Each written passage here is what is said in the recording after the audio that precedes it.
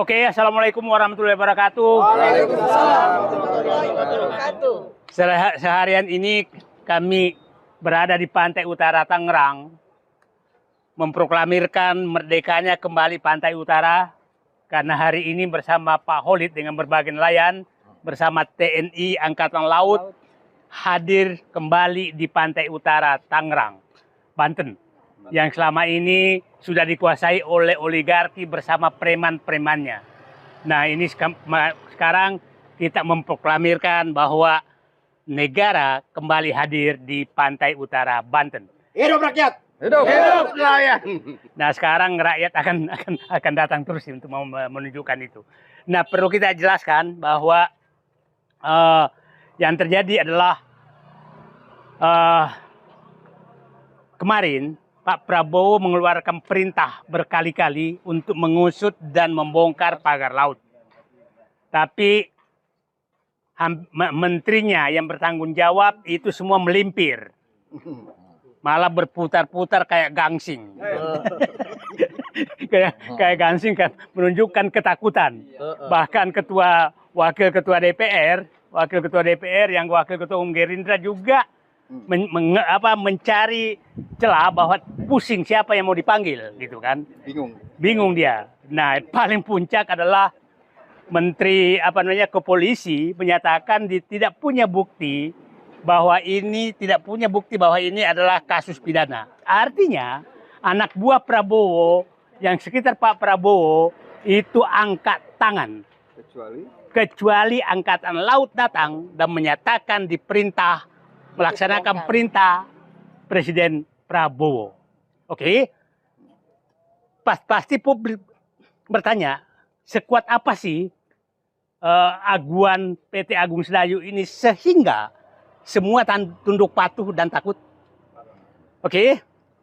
Saya ingin menjelaskan nilai proyek ini, saya sudah presiden menyatakan, saya punya data menunjukkan bahwa dia menargetkan dari proyek Pantai Indah Kapuk 2 itu untung 20.000 triliun. 20.000 triliun. Angka yang sangat fantastis. Oke. Nah, 20.000 triliun itu awalnya betul? Nah, setelah saya menghitung keuntungan yang dikejar dari, nanti Pak Holik menjelaskan pagar ini, dari jual beli pantai yang baru 30 km. Yang kira-kira panjangnya itu akan mencapai 70-80 km sampai Selat Sunda. Nah, kalau di sini saja, ini Pak, ini sekitar 1 km lebih nih. Oke, 1 km ke lebarnya. Kalau saya kalikan saja 30 km kali 1 km itu 30 juta meter persegi. 30.000 hektar. 3.000 hektar. 30.000. 3.000 hektar. 3.000 hektar itu 30 juta meter persegi. 30 juta meter persegi. Dan kita sudah tahu bahwa modus yang dilakukan adalah mensertifikatkan, memberikan surat hak kepada rakyat yang dilakukan oleh kepala desa dan aparat BPN untuk memberikan hak kepada rakyat seakan-akan laut ini adalah bekas daratan. Nanti Pak Holik, bapak-bapak nelayan menunjukkan bahwa ini kebohongan besar. Artinya mereka sudah menjual belikan laut. Dan ini kalau dihitung, laut yang dijual di PIK 2, pinggir laut itu 40-50 juta per meter persegi. Oke? Nah, biaya reklamasi kalau 3 meter itu, 3-5 meter itu 5 juta. Ya 8 meter 10 juta. Nah, jadi saya menghitung bahwa saya anggap rata-rata lah biaya reklamasi 10 juta karena ada biaya nyogok di situ. Nyogok mulai dari preman sampai tokoh politik, sampai ulama, sampai pejabat pejabat hukum, mungkin sampai orang yang terpilih jadi presiden itu disogok. Betul. Dana sogokan dari sini saja, pantai ini saja, itu perkiraan saya dia siapkan 100 sampai 150 triliun yang 30 km. Yang 30 km. Kalau sampai 100 km berarti bisa lebih dari itu. Dengan menyogok itu, dengan biaya reklamasi dia nanti istilahnya restorasi itu, bukan reklamasi. Maka mereka masih untung 1.500 triliun. Bu, sana ibu. 1.500 triliun dari pemagaran laut ini saja.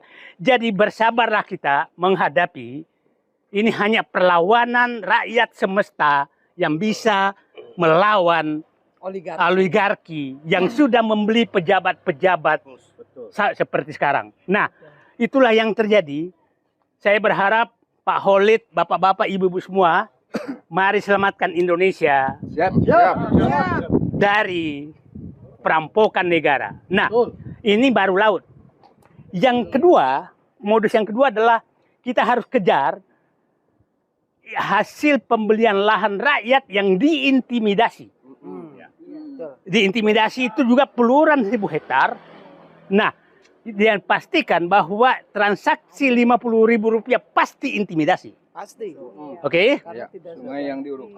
Ya, yang kedua adalah hasil kriminalisasi. Karena berbeda mereka. Lahan-lahan pemilik lahan yang luasnya tinggi, luasnya besar, itu dikriminalisasi dan dimasukkan penjara supaya dilepas. Dan itu banyak juga terjadi. Yang ketiga adalah aset-aset negara yang diambil. Aset-aset negara yang diambil itu jalan, sungai, irigasi, lain lagi. Itu kita harus audit. Jalan-jalan desa, jalan provinsi, jalan negara yang sudah diambil oleh mereka, yang ditimbun oleh mereka hilang, itu ganti ruginya berapa dan ke siapa? Sungai, bantaran sungai dan lain-lain itu harus dibuka semua, jalan desa, irigasi. Nah, yang ketiga adalah, yang keempat adalah pengambilan lahan mangrove yang 1.500 hektar yang selama ini dikelola negara lewat badan usaha milik negara perhutani bersama rakyat, sekarang diserahkan ke Aguan dan kawan-kawan. Apa haknya Aguan dapat keistimewaan dari Jokowi mendapatkan lahan 1.500 hektar? Kenapa Khalid aja nggak dikasih, Pak Iskandar aja? Oh, jelas orang sini. Nah, itu harus kita usut. Apa kewenangan Jokowi menyerahkan itu? Karena harusnya itu dilelang, tidak bisa. Apalagi sudah dikelola oleh badan usaha milik negara. Dan yang terakhir adalah inilah jual beli laut. Saya suatu saat akan menghitungkan semua angka yang 5 kasus tersebut. Tadi saya sudah nyatakan dengan 30 km saja dipagar dan jual beli laut, mereka punya potensi menyogok 150 triliun dan potensi untung 1.500 triliun dari laut saja. Jadi kalau sampai ke sana, kalau umpamanya 90 km berarti dia bisa dapat untung dengan cara memagar laut ini itu kira-kira 1.500 kali 3 5.000 triliun dari laut saja. Nah, inilah bisnis yang mereka lakukan supaya publik paham. Nah, kepada pejabat-pejabat yang selalu menyatakan bahwa ini membuka lapangan kerja. Ya, termasuk pejabat-pejabat Pemda Tangerang, Pemda Banten, DPRD. Dia menyatakan, loh, membuka 50.000 lapangan kerja. Padahal kalau dihitung sekarang, dengan luas sawah Serang dan Tangerang itu hampir 150.000 hektar, 70.000 hektar, dan Empang juga 70.000 hektar. Ditambah nelayan. Perhitungan saya, orang yang bekerja sebagai petani, sebagai nelayan, sebagai petambak, itu yang langsung itu sekitar 250.000 orang. Dengan harkat dan martabat yang sangat tinggi sebagai pemilik tanah, sebagai pekerja. Terus mau diusir mereka dan disiapkan dan menampung tanahnya hanya 50.000. Yang kira-kira hanya jadi satpam, pemungut sampah, pembantu, kulit kasar. Itulah yang digantikan. Jadi kepada pejabat yang ingin menurunkan martabat dan bangsa rakyat Banten dari pemilik tanah menjadi pembantu hati-hati hukuman Allah kepada Anda. Itu sangat berat.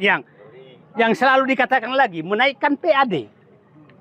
PAD, saya katakan, kalau wilayah ini, saya biasa bicara dengan angkal, kalau wilayah ini dikelola dengan baik, dengan menjadi wilayah pertanian bagus, wilayah tambak yang bagus, wilayah perikanan yang bagus, perkiraan saya penghasilan rakyat itu kira-kira 70 triliun setahun. Yang langsung ke rakyat. Nah, kenapa Anda mau mengusir rakyat demi PAD? Nah, rakyat ini kemana? Saya pikir itu angka-angka di pinggir Pulau Cangkir bersama rakyat Banten. Ini saya mengeluarkan angka-angka supaya publik paham kerugian ekonomi dan bagaimana rakyat Banten.